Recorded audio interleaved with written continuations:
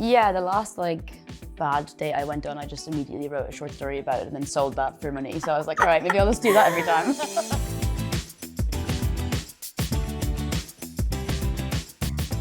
Hello and welcome to Love Lives, a podcast from The Independent where I, Olivia Petter, will be speaking to different guests about the loves of their lives. Today I am so excited to be joined by one of my favourite writers, the brilliant Megan Nolan. Her debut novel, Acts of Desperation, was published to widespread critical acclaim. Now she's back with an excellent new novel, Ordinary Human Failings, and I am so excited to talk to her all about it as well as hearing about the loves of her life.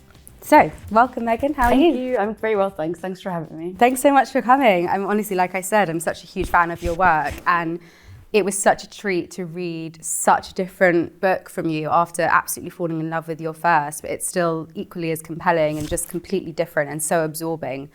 So could you start us off by just describing what Ordinary Human Failings is about? So the present of the novel is 1990 in London, and there's a child who's found dead on a council estate, and there's a reporter who's following this story, is the sort of the top line where you enter the book. And then there's an Irish family who are immigrants who've arrived in England about 10 years before this, the child of whom is suspected of having something to do with this crime. And then the tabloid reporter is following this story and then kind of goes back into the three family members' lives in Ireland through previous decades, which is sort of an attempt to give wider context to the troubles in the family that exist in the present, and sort of how they've come to this point. And yeah, I suppose the tabloid journalist is sort of the center point that they're sort of brought together by. Yeah, he's a great character, and you can really, there are so many people just reading in my mind, obviously as a journalist, like knowing so many people that he's like a proper hack in every single way. And I know that the plot from this book came from a single line in a book that you were reading about a serial killer. Yeah. Tell us about that and how that kind of inspired the story. I've been reading, there's a Scottish, he writes novels as well, but he writes amazing nonfiction called Gordon Byrne. And he wrote this book called Somebody's Husband, Somebody's Son, which is about Peter Sutcliffe, the Yorkshire Ripper.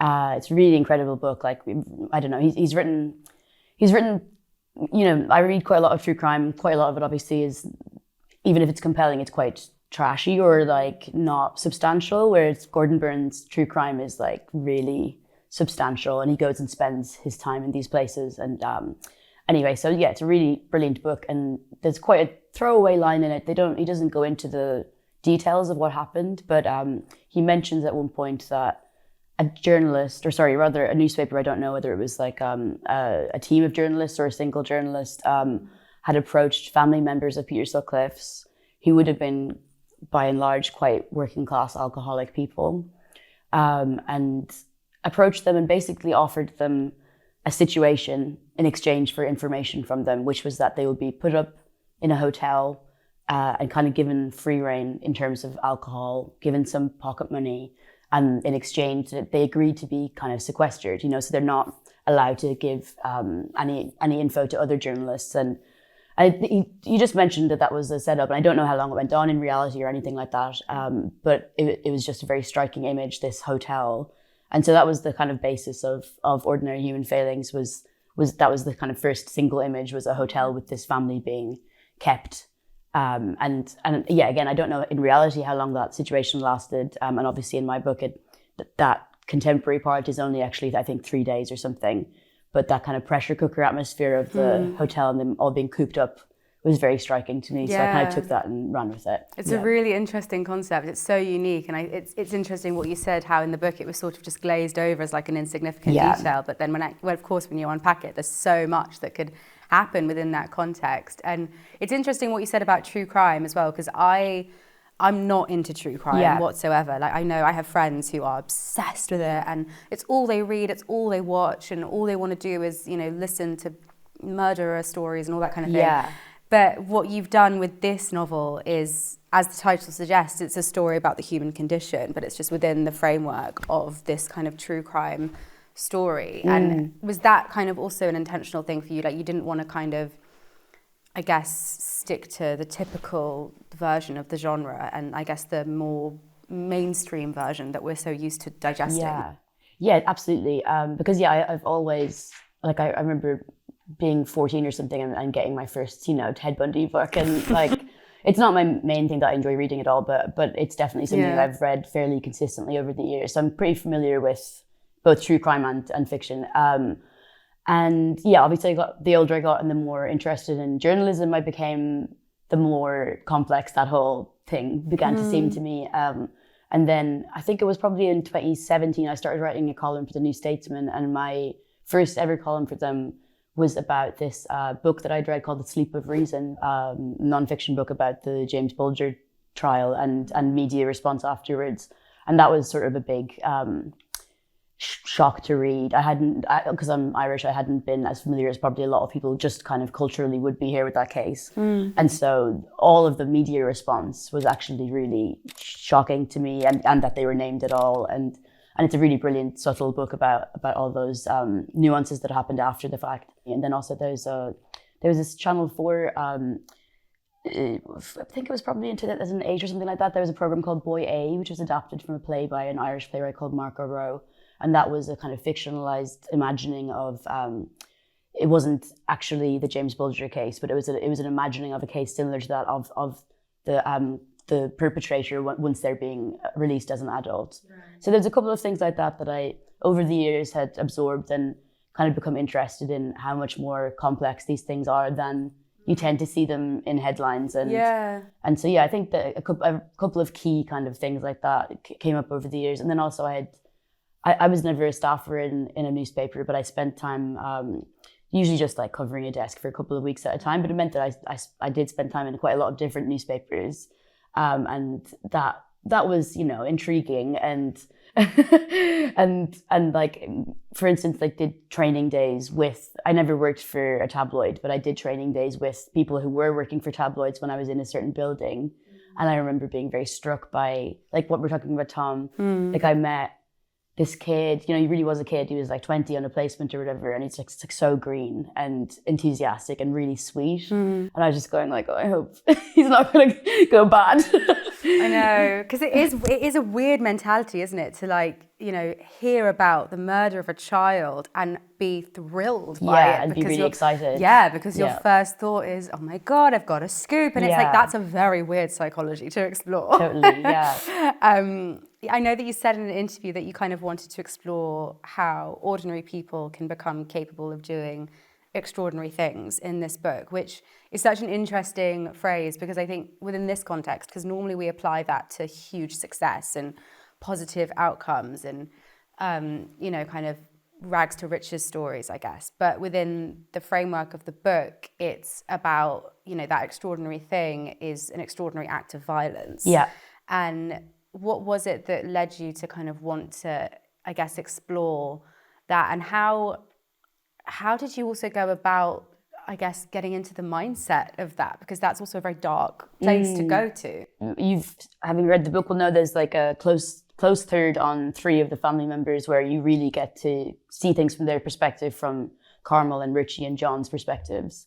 And, initially I was like, should I try and do that with the child as well? But it just didn't feel right. And I think it's really, really hard to pull off portraying a child's perspective in fiction. Yeah. Like, I just think it can go so badly wrong if you get it even a little bit like sentimental or like corny or whatever. Yeah.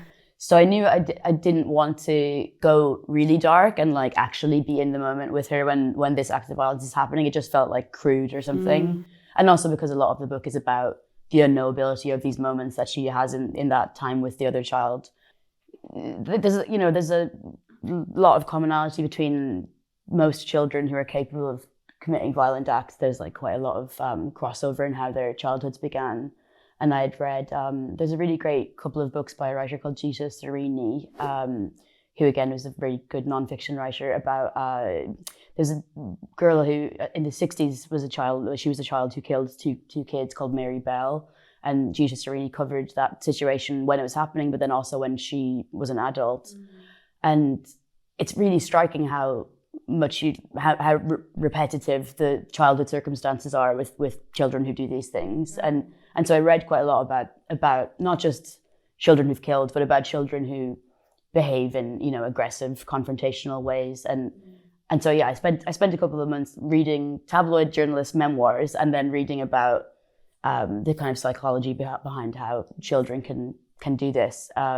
So yeah, there was, and you don't want to get too prescriptive or like prosaic about that and say, okay, this has to happen for a child to do this. Yeah. Obviously, it differs in every situation, but there are, you know, fairly basic core things that a child needs that a lot of children don't get, unfortunately. And then some of those children, for a variety of circumstances, tend to be violent. And so yeah, I was kind of interested in trying to, you know, without condemning the mother, show how like some of that early childhood, not even abuse, but just neglect or benign neglect almost, like, you know, removal from the situation can contribute to the ability to hurt others. Yeah.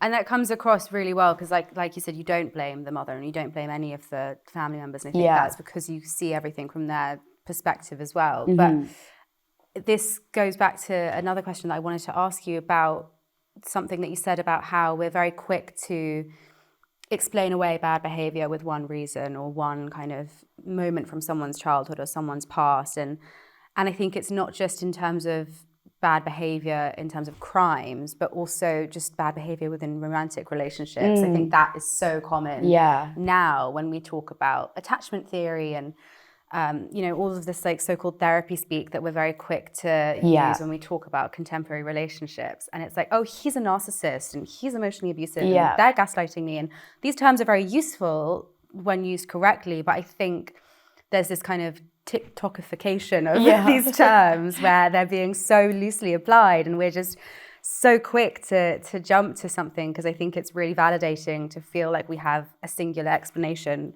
when there's something that we can't make sense of within the context of a romantic relationship. Do you think that is kind of similar to what you set out to do with this book in terms of trying not to, I guess, have that kind of reductive approach? And do you agree that is something that we're doing in romantic relationships? And how do we move away from that? Because I don't think it's that helpful. No, I totally agree. Yeah.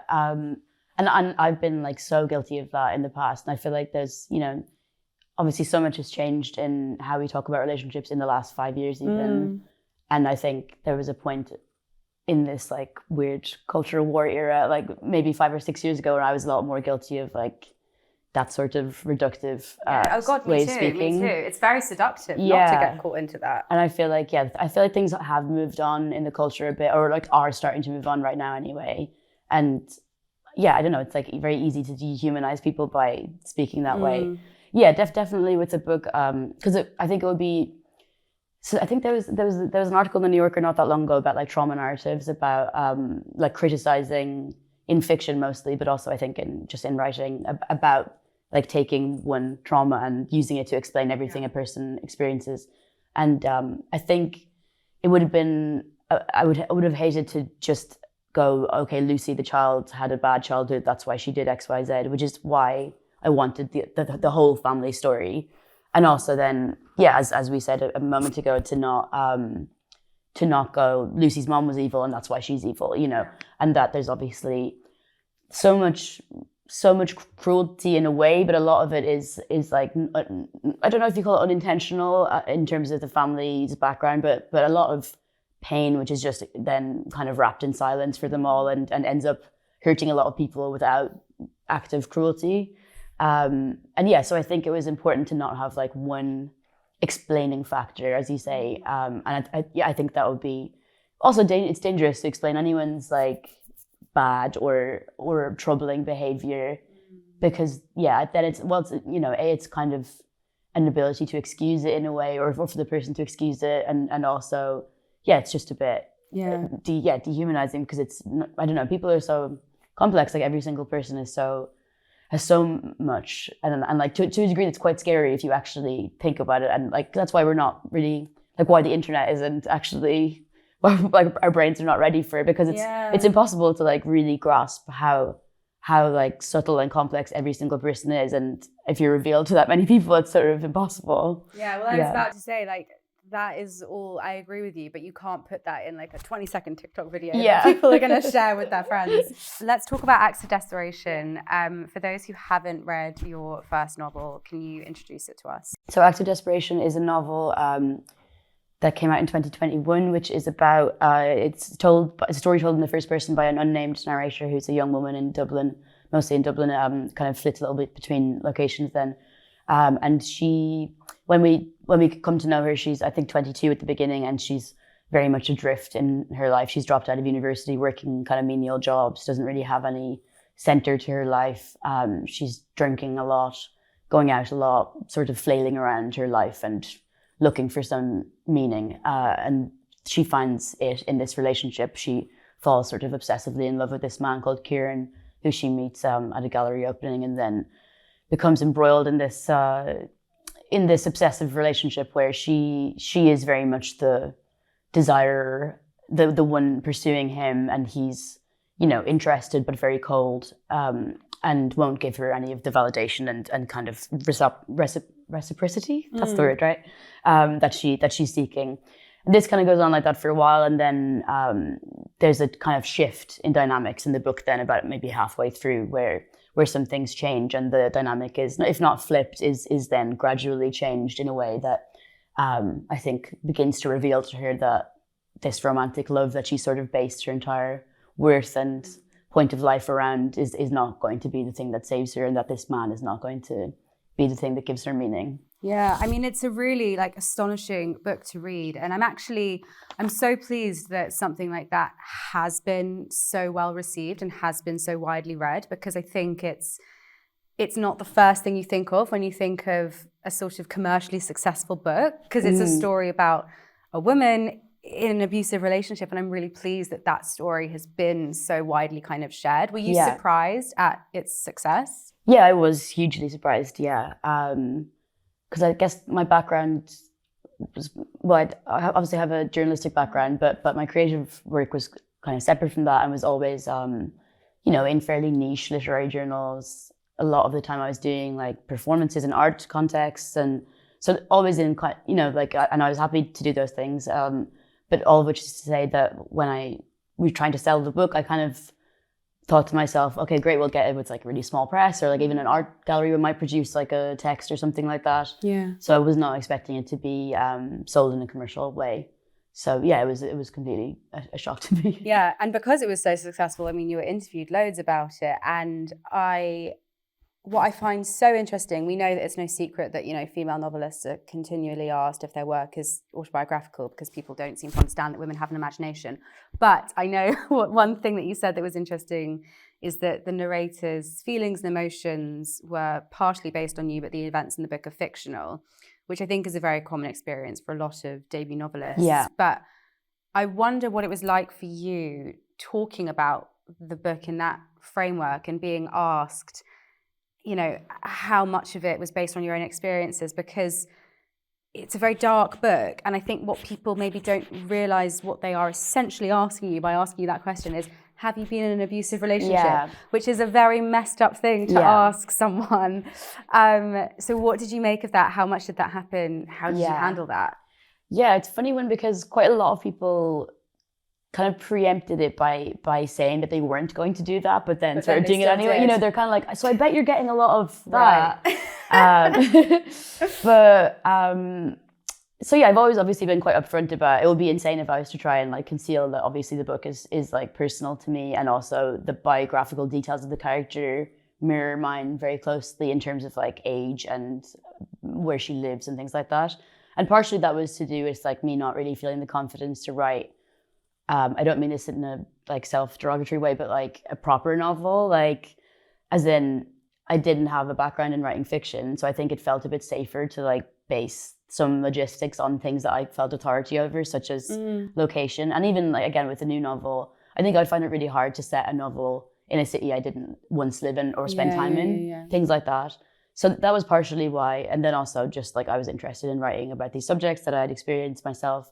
And, you know, the events, while largely fictional, of course, there's like some things in the book that actually happened to me, or like and by that I don't even mean like the really interesting stuff. I mean, like observations about people in Dublin or whatever. But then, yeah, when people would ask me about it, I was like, there's no real satisfying way to answer that question, because literally, unless I'd take you to the book and go, that happened, that didn't happen, there's no real way to answer it. I'm not going to break it down to that extreme degree, because that just makes the book so boring as well. Yeah, but I just wonder where that question even comes from, because is it a lack of understanding about a novelist's process as a writer and in terms of how they're able to fictionalize things or whatever, or within the particular story of this book, is it a lack of understanding around like female trauma in a way that they feel like that they can ask things like that? Because I think it's true with lots of female novelists when they write about difficult subjects and then are kind of expected just to answer questions about it. And another example is My Dark Vanessa. I don't know if you read that. Yeah. And I remember the author of that that was book, awful, yeah. She had to issue a statement on her website saying, please stop asking me whether the story is based on me, because it was a story about grooming. And it was, it was very strange. That was awful, yeah. Yeah, and I found it really upsetting that she felt that she had to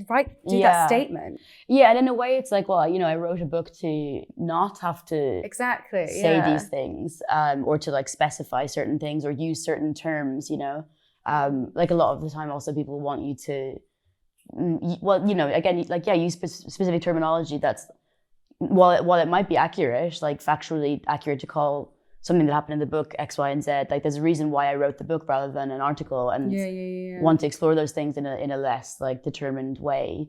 But yeah, it was mostly fine. Like I would say more people than I expected to were respectful of that.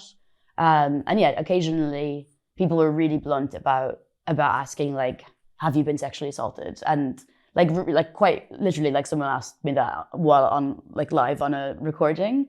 And I was just why do you think people aren't like? I don't know. And she didn't seem to think she was being rude at all. That's what I mean. Clearly she doesn't. Otherwise she wouldn't ask you. And I'm like, why is it that we live in a world where people think they can ask you that, particularly live? I mean, my God. Yeah. Oh, that sends shivers down my spine. So I'm writing. I said I wanted to ask you all this because I'm writing my own novel now, and I'm like, oh God, are people going to expect me to talk about that? Both of your books also explore alcoholism. Yeah. And I know that you've said that in a small community where you grew up, you kind of really saw the effects of alcoholism and addiction. Is that, what was it about that made you want to put that into your fiction? Because I think also alcoholism is another subject that is so widely misunderstood. I think, when we picture an alcoholic, we picture someone waking up and downing a bottle of vodka, but it's so far from the reality. Yeah. And that's a problem because it stops people from recognizing their own alcoholic tendencies, I think, because they think they're so far removed. So is that something that kind of made you want to write about it and explore the more kind of nuanced version of that? Yeah, I think it's really hard to... I've often talked and written a little about this, that like, if you're still drinking, if you're currently drinking, it's basically impossible to talk about having a problem with alcohol. Like people really need you to have become sober to allow you to talk about it, which I understand because it's so uncomfortable. But I do think is a really dangerous thing, that people feel that they have to be sober and dry before they can even refer to the fact that they struggle with these things sometimes. And yeah, I felt like when I dropped out of college, I had a really bad period of like, and again, it wasn't like waking up in the morning and drinking, but just like going out every night, and like, because I didn't have any structure to my life then, if you have a job or you go to school or whatever, you kind of have a natural inbuilt limit. And when I didn't have that structure, I got quite scared by how easy it was to get carried away with drinking. And yeah, as well, if you're young, it's like, kind of feels like everyone's doing it, even though they're not maybe doing it to the same degree that you are. It's kind of easy to cover it over. So I have the experience of being really frightened by that, and like feeling like it might go really badly wrong, or you might, not know where to stop. And I still struggle with like periods of not feeling completely in control of not just drinking, but with like lots of things in my life that I don't have a very good inbuilt stop button with lots of things. And like sometimes that's work, and that's not a bad thing, but sometimes it's things that are bad, So yeah, I just have a lot of sympathy for and time for people who suffer from reliance on substances, and I think yeah, like the character of Richie in the new book, it, again, like starts with him just being a bit lost in his life and not I guess it's also easy to forget that like the reason people start to drink is because it is fun and like is a connector of people. I kind of wanted to portray that a little bit with like him, you know, him before he kind of has this disastrous thing that happens because of his drinking. The night begins in a really nice, lovely way. And then, you know, for a lot of people that would have been fine and they would have had that good time and been able to stop at a certain point. And then obviously a lot of people are not able to stop at that certain point. But yeah, it's something I care a lot about and like feel very personally about. And yeah, there's obviously people that I've known in my life who suffered really horrendously with that. And yeah, I just would like people to have a little bit, you know, I find it really gross when you'll see quite a lot on Twitter if someone's like, I don't know, trying to insult another person who they know to have a drinking problem. Like they're very easy to like use it as an insult and like really be like disgusted by people who have these problems in a way that I find like really anti the generally progressive like vibe that they're trying to portray. People are very strange about drinking, I think. I think it's one of those things that is very hard for people not to project their own issues onto others with. So like, you know, I think it's one of the reasons why when someone, you know, goes out for the night and doesn't want to drink because it makes them feel a certain way. And you know, they're like, oh, why aren't you drinking tonight? And then it's a big deal because the other person is suddenly made to feel like threatened and feels like, oh, well, do you think like I'm an alcoholic because I'm drinking? It's a really weird thing.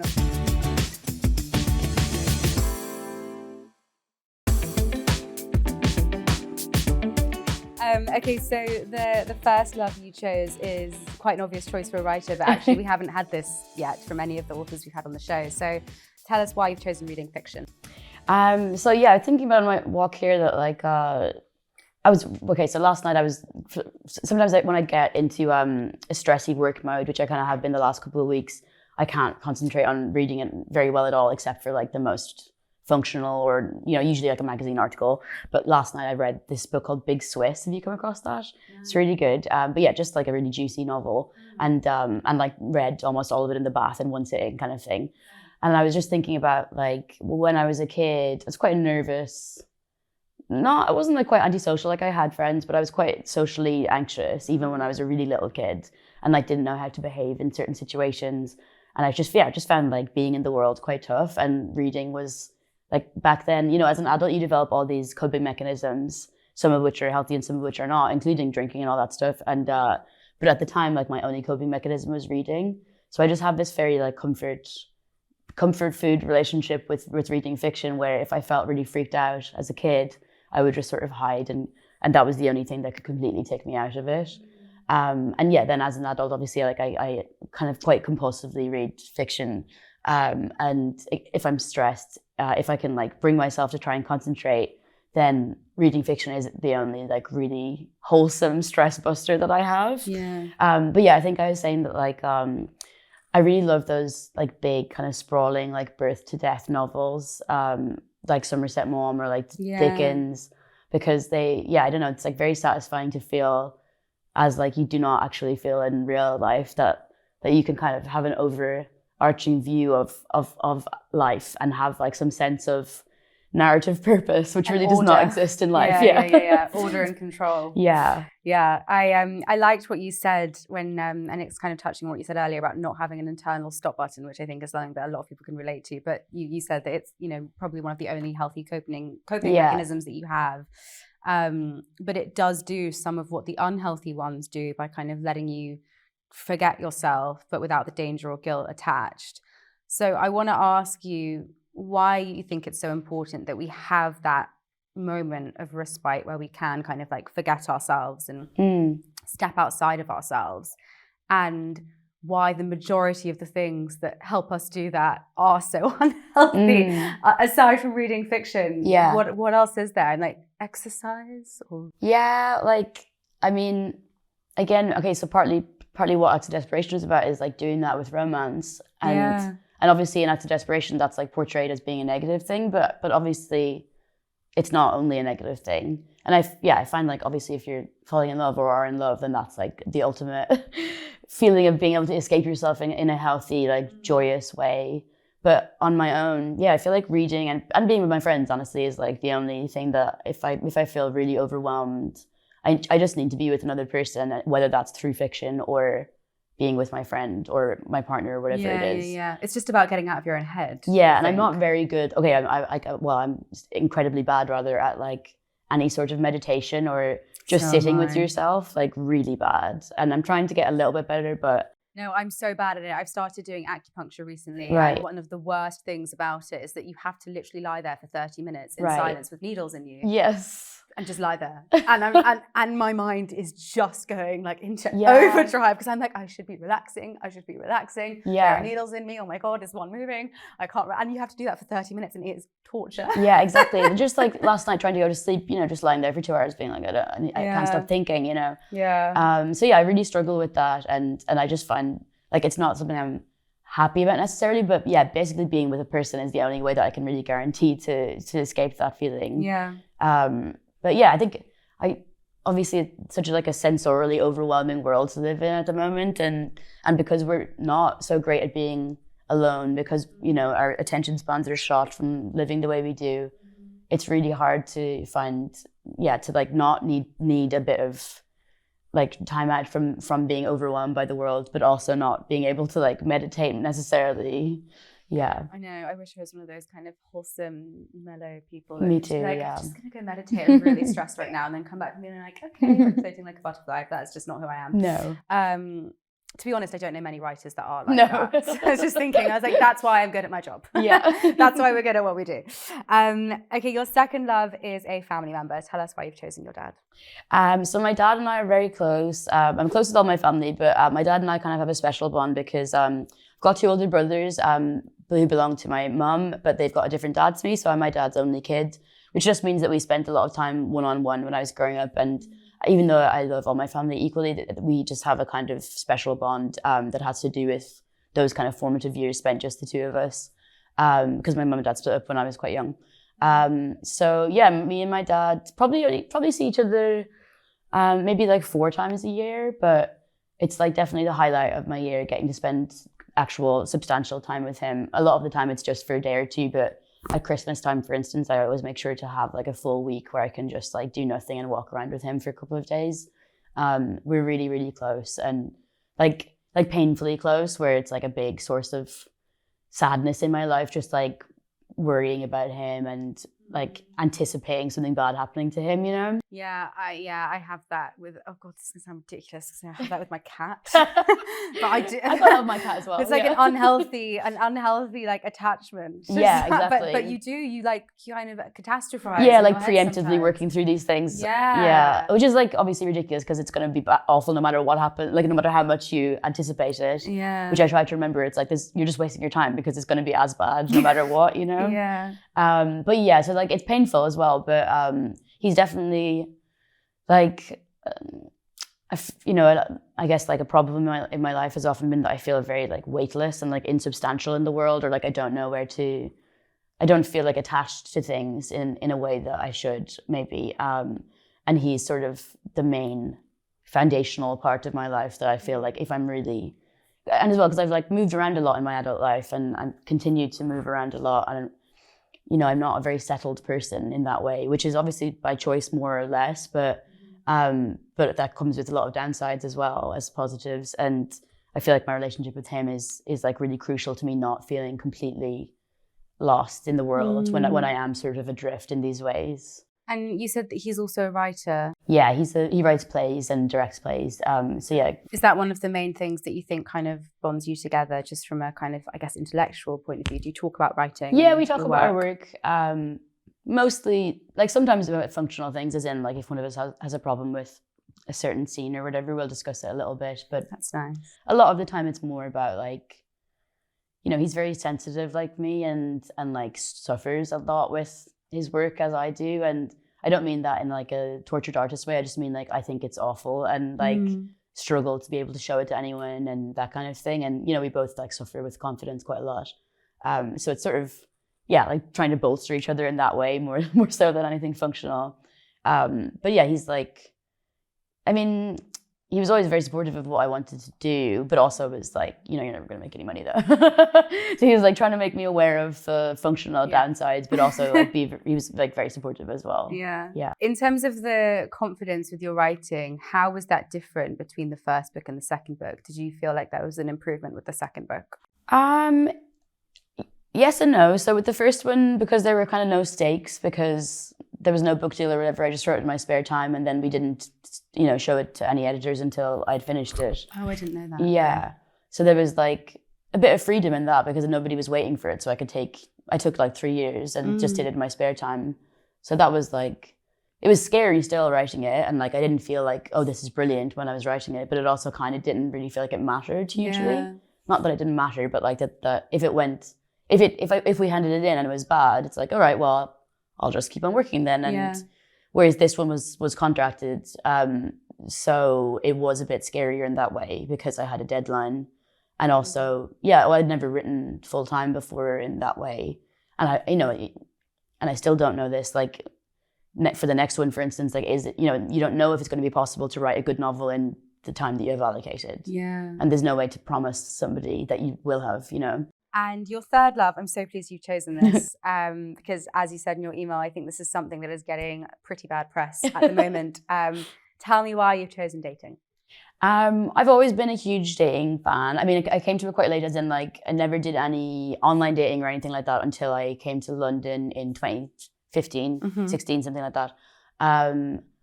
And I just found I love meeting new people, and it's like I get a lot of pleasure and energy from random encounters. So this was like, oh wow, it's like very, very easy for me to experience that feeling, which in the past was like a thing that only happened to me rarely. I can now meet new people, sometimes in hopes of finding a partner, but quite often just because it's like fun to meet new people. Yeah. And obviously it does get quite a bad rap at the moment. And I do to give a proviso, I do understand that like if you're very, very seriously looking for a partner, I can imagine it would be a lot more demoralizing than I've tended to experience it.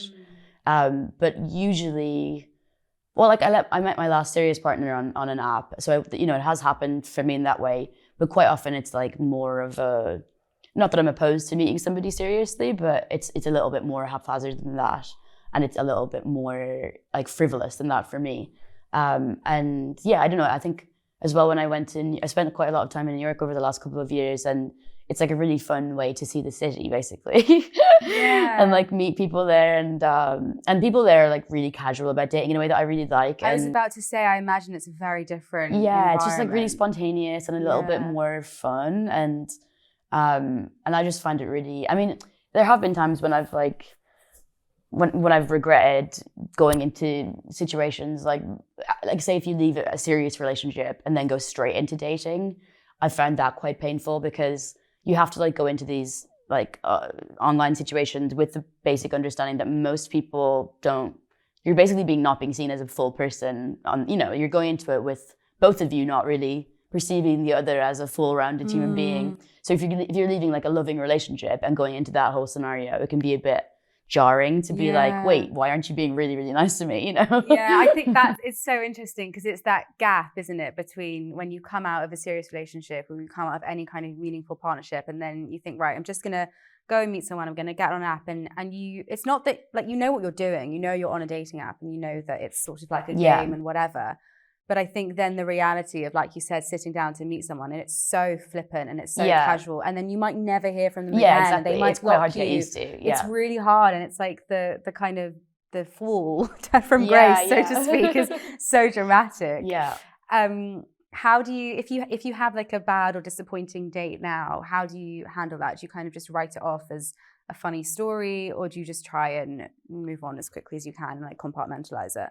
The last like bad date I went on, I just immediately wrote a short story about it and then sold that for money. So I was like, all right, maybe I'll just do that every time. This is why it's great being a writer. Like, this is my life in New York. This is how it's going to go. I'll just go on a lot of bad dates and then write short stories about them. Okay, genius. I'm going to do that as well. Okay, that's great. For people that aren't writers, how do you handle it? Because how do you not, I guess because it is such a demoralizing experience. You've had so many disappointing dates, or you can talk to someone on an app and have such great chemistry, such great conversation, and then you meet them in real life, and it's it's just zero. It's just, there's no spark, there's nothing. Yeah. How do you pick yourself back up from that, or like just motivate yourself to keep trying, whether it's on an app or not, but just how do you stop yourself from spiraling into that place where you think, this is pointless, I'm just going to be alone forever, which is unfortunately the dark, traumatic places that your brain goes to. I had some really good advice. I mean, it's very simple advice, but kind of needed to hear it from a good friend of mine. After he's in New York, and then I'd gone there in 2020, just out of a relationship, and long-term, very, you know, loving, happy relationship, and we had an amicable breakup, but obviously it was upsetting. And then I was going on these dates, many of which were really fun. And like, I'm still actually really close friends with several of the guys that I went on a couple of dates with back then. But then obviously, like went on a bunch of shitty ones as well. And then I went around to my friend Orlando, who's like my oldest friend. He's an old friend of mine from Ireland, but he lives in New York now and has been there a long time. And kind of went to his house and was like complaining about these feelings and like how bad it felt to go on some date or other. And he was like, well, yeah, again, like what we were just talking about, basically, he was like, well, of course you feel bad because you're like going from being around the person who loved you to being around this person who doesn't. And actually you should just be with people who love you right now, like me, you know, like you. And actually that was the only thing that made me feel better after those things, was like, oh, I'll just go and be with people who love me, like my friends. And I know that sounds like very, very trite and like, oh, your friends are all you need, which is like not actually how I feel. That's also not what you're saying, but that's a really good point, I think, just generally. Yeah, like if you're in need of a bit of care, that's totally fair. And like you should access that in a different way and like save the dating for just like some frivolous fun when you're ready for that, you know? Yeah, I think you just have to accept that if you're looking for kind of instant care and love and like warmth, you're just not going to get that on Hinge. No, it's not going to be very attractive if you are either. That's it for today. Thank you so much for listening. You can listen to all episodes of Love Lives on all podcast platforms. You can also watch us on independent TV and all social media platforms and all connected devices. I will see you soon. Bye.